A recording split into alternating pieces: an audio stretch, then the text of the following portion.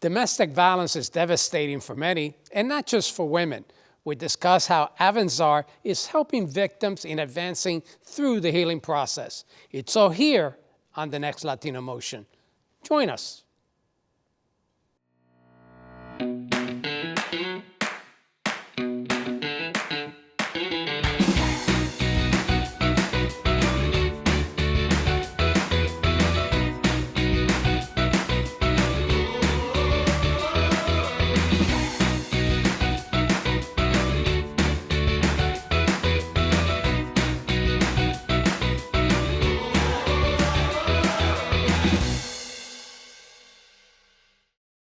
Latino Motion with Bert Lopez is presented by Latino Motion Public Affairs Media, a New Jersey nonprofit corporation.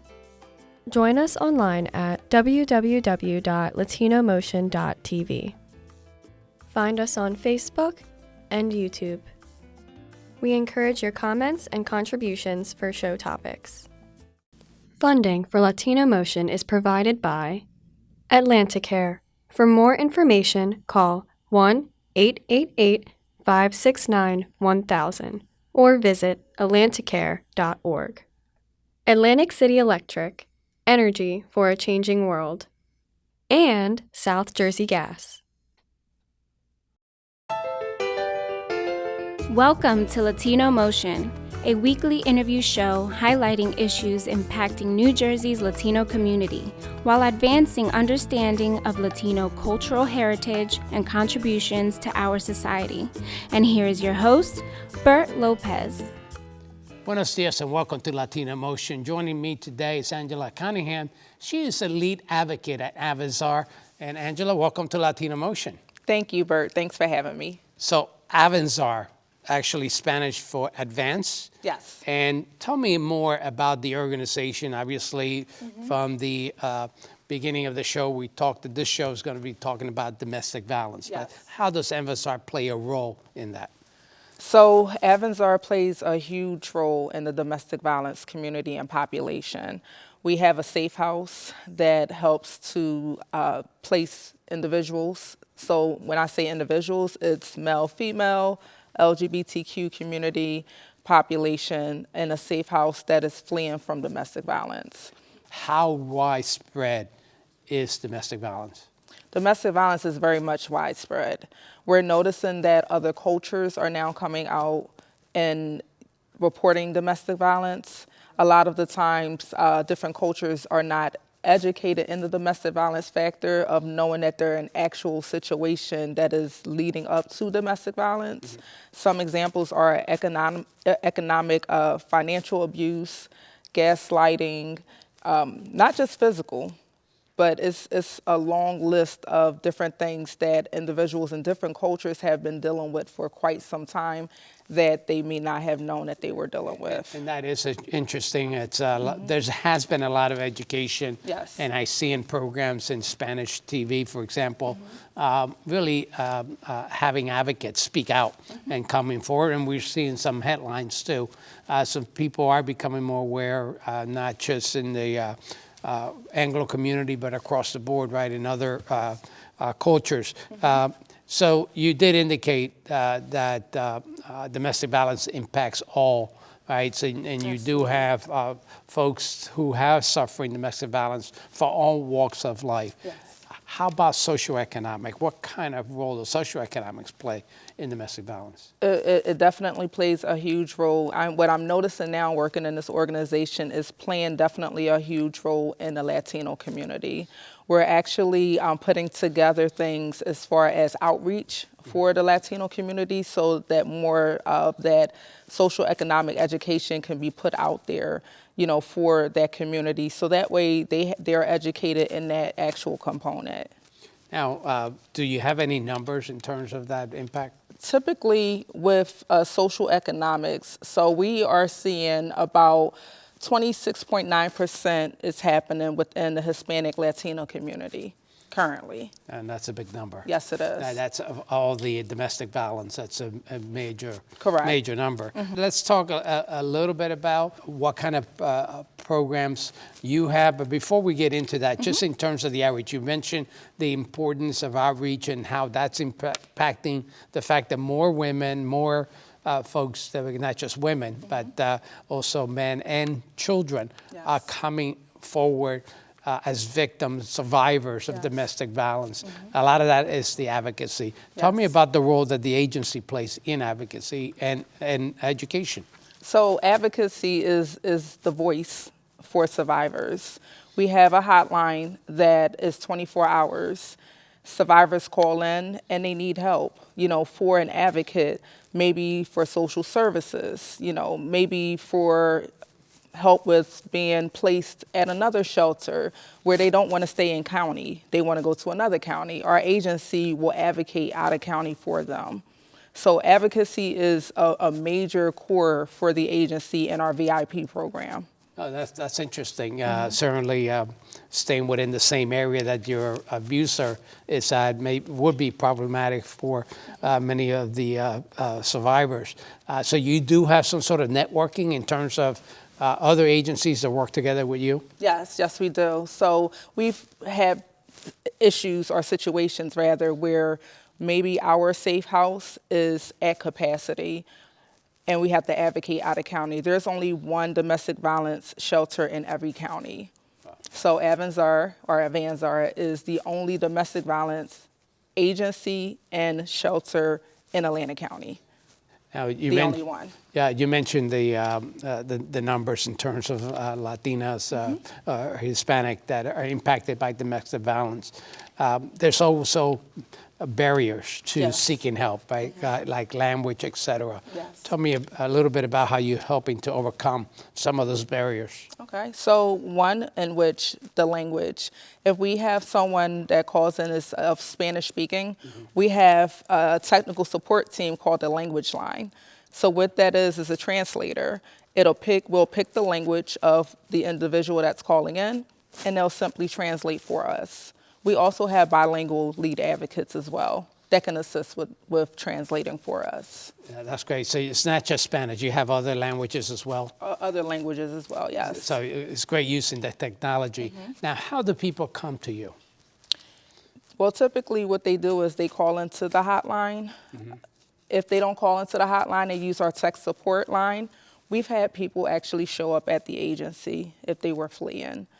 And in those events, we have other programs that are there that will take them into a separate room and then leave them alone with the telephone, and they'll call into our hotline and they'll do an intake if they're fleeing. But for the most part, the 24-hour number, we're 24 hours, 7 days a week, holidays, every day. So it's usually self-referral. The other agencies are... So other agencies typically would contact us, again, if they want to advocate for someone out of county and they need to place somebody in another county, which will be ours. Well, I'm referring to other institutions, not just those involved with domestic violence, like the court system, et cetera. Do they also absolutely. refer? So we do have what is called domestic violence education, and DCPMP, which is the Department of Children's Services, will refer individuals to get domestic violence education counseling for 5 weeks. If their children were subjected to domestic violence, then it's court appointed that they go and have that done. Is it usually self-refer, or is it more referrals from other organizations? It's a mixture. It's definitely a mixture. Some are self-referral, but what we're noticing now, we're getting more referrals from the Department of Children's Services. One of the things that many people kind of point out is, someone's involved in a domestic violence issue. Why does it take so long for them to leave the abuser? And, what steps did they need to take to be able to protect themselves? Definitely. So talking from me being a survivor as well, it takes approximately 7 times for someone to leave. So they have 7 attempts where you'll pack your bags, you'll go stay with your parents, stay with a friend, and then you'll go back. Leave again, then you'll go back. So it's 7 times for a person to understand at that point, do I really want to leave or do I want to stay? A lot of the times individuals stay in situations that are abusive is because of financial restraint. There are barriers. There's children involved. They don't want to take them out of that family atmosphere. But it takes 7 times. Yeah, for this them to is leave. this is an important area that we want to continue to discuss. We're just going to take a quick break. Okay. We'll be right back with more Latino Motion. Latino Motion with Bert Lopez is presented by Latino Motion Public Affairs Media, a New Jersey nonprofit corporation. Join us online at www.latinomotion.tv. Find us on YouTube, Facebook, and Twitter. We encourage your comments and contributions for show topics.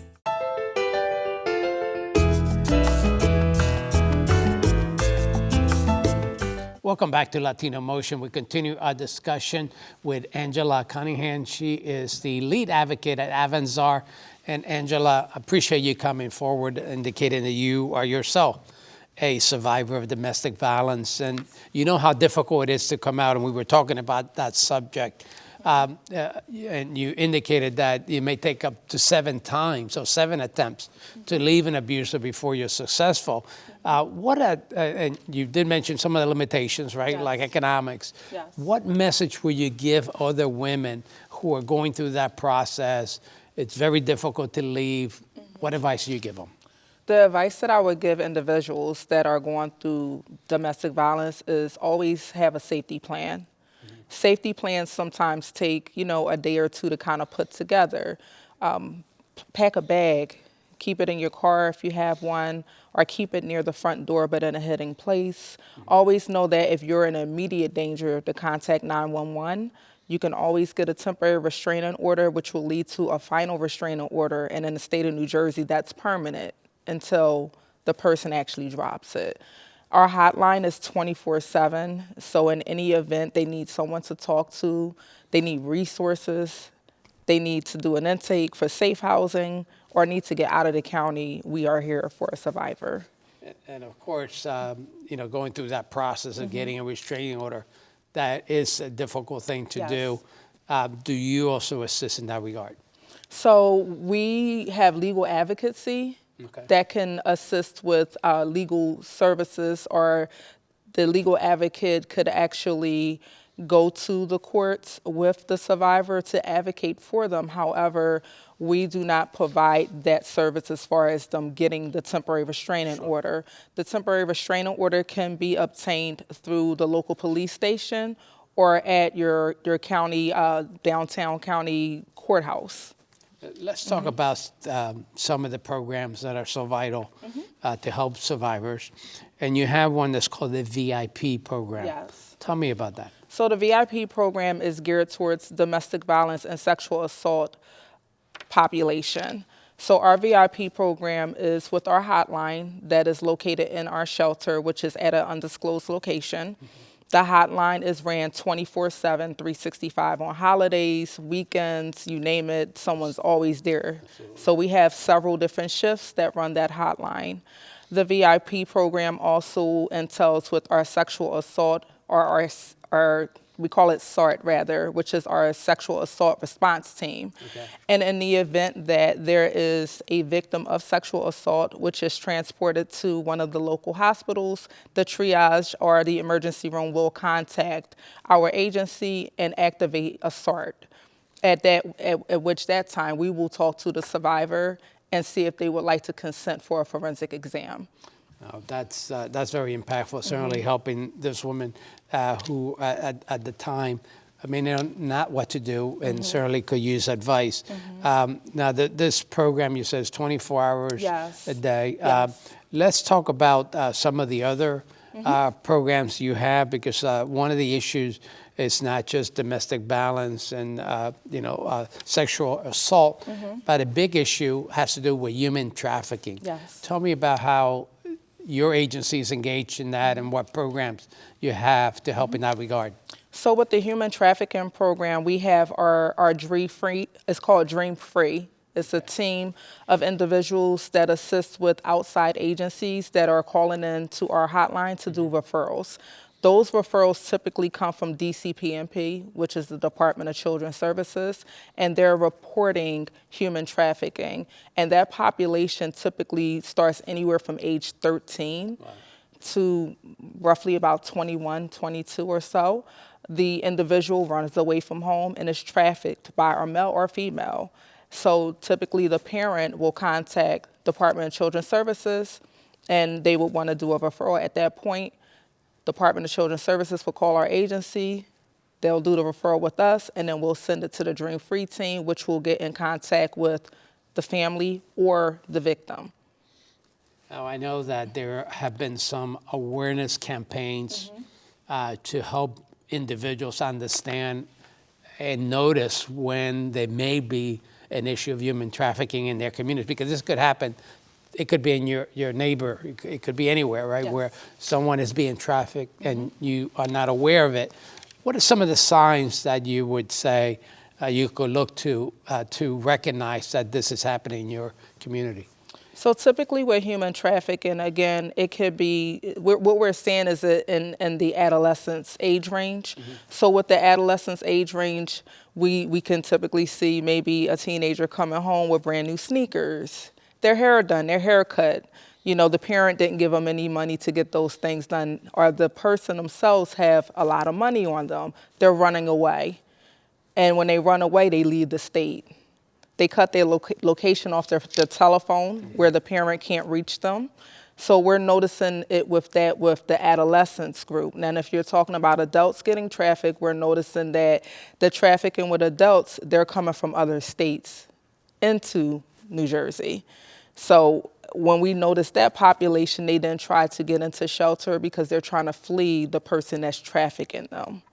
And I know that within the immigrant community, that's also a problem. Absolutely. Where folks are, forced to do domestic labor, et cetera, for very little or no pay. Yes. And that's also a big issue. Absolutely, absolutely. I mean, we've gotten calls even from people that came from out of the country. They were promised a life, where they had, the picket fence, the big house, the dog running around outside, husband is going to be working, but when they get here, they're being trafficked for money, and that's their job, or they being labored within the home that they're living in.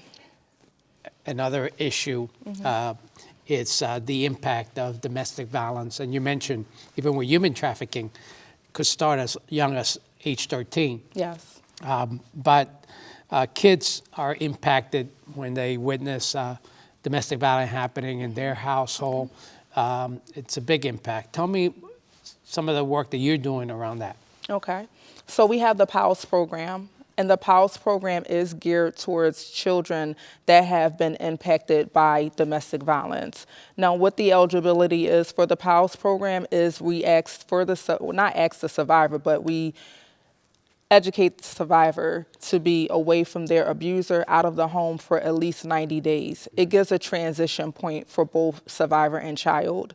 And then at that point, they can receive those therapeutic services through our PALS program. So they offer arts therapy, music therapy, talk therapy to kind of help the transition for that child. Is there an age group? The age group for PALS, it starts at about 5, and then it goes up to about 12 years old. And I would assume most of those are referred through some of the social service agents or the courts. Yes, so it's through the courts. We've even had clients that were in our safe house or that are our clients outside of the shelter who they're seeing changes in their children because of the traumatic situations that they've been in. And they ask about, hey, do you have services for kids? And we definitely talk about the PALS program for them. And obviously, mental health is a big issue Absolutely. for both the children and the mom or the parent. Is that something that you also refer them for assistance? Yes, so with the domestic violence component, we do offer supportive counseling to the individual. However, that's the baseline of supportive counseling. Above that is therapy. Right. So we would outsource them to our a higher level of care, which would be Atlanta Care Behavioral Health, or if they have insurance, tell them to call the back of the number and get, anything within network. Well, we certainly covered a lot. We still got some more to cover. Okay. We're going to take a quick break.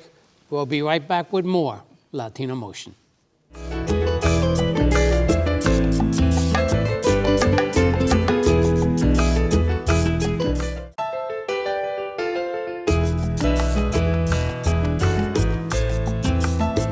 Welcome back to Latino Motion. We continue our discussion with Angela Cunningham. She is a lead advocate for AVANZAR, which is Spanish for advance. And certainly we've been talking about all the great programs that you're helping victims and survivors of domestic violence move forward. Yes. Let's talk about how that work could benefit from donations and volunteers. And I know that obviously you do get some funding, but that's not enough to cover some of the needs that a lot of the victims need, and also that you do need volunteers. So yes. Tell me a little bit. Let's start with the donations. Definitely. So we get calls into our hotline for donations. Our donations come from everybody. We get donations from Target. We get donations from Boy Scouts, Walmart, Ocean Casino, like all over. And then sometimes we just get people that call in for donations. Great. We do ask if you are donating that it's within the season. So right now we're going into kind of like that spring, summer. We can't typically take the donations if it's like winter stuff, like winter clothes, because then we would have to store it. But for the most part, we get a lot of donations, toiletries, you name it, blanket sheets, pillowcases. So you're good on donations, sounds like, and yes. Certainly you could certainly use the financial support. Yes. But let's talk about the volunteers. Yes. Volunteers are vital and important. Mm-hmm. Tell me about that work and what is required to become a volunteer. Absolutely. So we always are in need for volunteers for our crisis response team. The crisis response team will go out when they're activated. And what that means is if there's a sexual assault that occurred and the victim is asking for an advocate, that person will then be activated to go out and advocate. If there's a DVRT, which is a domestic violence response team that got a call in from a police station and that person needs an advocate, the domestic violence volunteer would be sent out and activated. In order to become a volunteer, the volunteer must complete a 40-hour domestic violence training course first. They will receive a certificate, and you will be able to work at any domestic violence agency with that 40-hour training. And I'm sure, this volunteer work is not easy in the sense that it could be emotional. Yes, absolutely. And the training certainly would be vital to make sure that you're, responding appropriately. Yes. And that I certainly think that that's very vital. Absolutely. Let's talk about a couple of the other programs that you do have that we haven't covered. One is Displaced Home Makers. Yes. And obviously these are people that may be divorced or starting life over. Yes. What kind of help do you provide? So the Displaced Homemakers is, again, that's a referral program as well within our agency. The person will call in and ask, if, hey, I need help with job placement, job readiness, self-sufficiency again. We will do a referral for that individual and send it to the Displaced Homemakers team, and then Displaced Homemakers will contact that client. The kind of services they offer is resume building.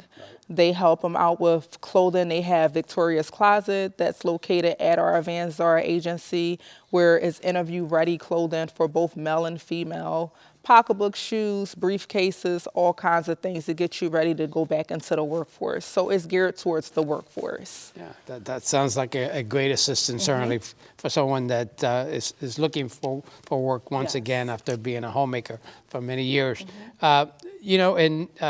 We know that, and you mentioned it, that victims of domestic violence are not just women. There's also fathers as well.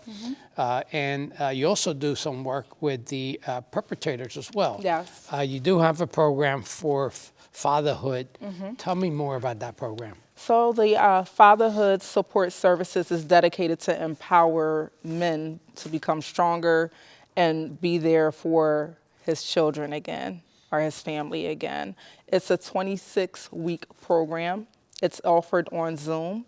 where it'll give those tools to profound their journey and guidance again in life after being in an abusive situation or being the abuser themselves. That's a good point. And there may be some requirements either by the courts or others that they have to take this course, Yes. obviously. And that program is offered locally. Oh, well, you mentioned on Zoom. Yes. So it's only offered in Zoom? So right now it's offered on Zoom because we have different clients from different areas that are partaking in the program. So it is offered on Zoom currently, and again, it's for 26 weeks. So for that 26 weeks, you're on Zoom for convenience. Yeah, let's talk a little bit about social justice. Yes. It's also another program that you have, and it's important not only advocating, and it's probably perfect for you because you're the lead advocate. So I'm sure you engage a lot in terms of social justice. Yes. So definitely, it's important, and we stand on this for our agency, that we are inclusive with treatment in our diverse community. So social justice definitely plays a main role in that for our agency fully, to make sure that we're educating our clients that we're here for them in all walks of life, all walks of diversity, and we educate our staff on that as well. Let's talk a little bit about how just an average person could be impactful in terms of helping someone that's going through domestic violence. And, you know, there are family members who know something's going on, maybe hesitant to talk to that family member because they don't want to embarrass them or put them on the spot. What advice do you give that observer, if you will, that noticing that there is domestic violence going on? So we get that a lot, where there is a victim in domestic violence and there is a family member that's privy to that information. We've had family members call in and say, hey, what can I do to help them? What we do is we educate that family member, let them know we have a 24-hour hotline, we have tech support, because not always can a survivor call into the agency. They may have to just text. Okay. Maybe they're in proximity of their AP, which we ask that they, if they're calling into the hotline, that they remove themselves away from the AP. So we give them resources, but we definitely tell them, hey, look, if you can get them to a safe place and they can call into our agency so we can help them, don't feel embarrassed about it at all. You know, we want to help them. We want to be there for them. Now, I know that at the beginning of the show, you've revealed that you yourself are a survivor of domestic violence. Yes. What was the most important thing for you in that healing process? Yes, so the most important thing for me in the healing process was definitely my mental health, making sure that before AVANZAR, I moved forward, I made sure that I got my mental health in place. Because even now, we're talking 17, 18 years later, you know, as a survivor, you still kind of get triggered by certain things. You have to know how to ground yourself and tackle those triggers. So my mental health was the most important thing for me to grasp and to regain my freedom, regain my independency and my self-sufficiency. And I'm sure talking to survivors from your perspective, sharing your story, is impactful for them as well. Absolutely, because they take a look at me, they're sitting there, they're crying, they're broken. Right. And the minute I mention I was a survivor too, they're like, yeah, no, you weren't. I was you before. You know, I was broken before. I was fragile before. And it takes a while to get through that journey. A journey doesn't happen overnight. No, that's very powerful. Yeah. And thank you for all you do, certainly in helping so many women and men as well, and children. Absolutely. Again, we'd love to have you back. Yes, And absolutely. unfortunately, this is all the time we have. Thank you Okay. for joining us at home once again here on Latino Motion.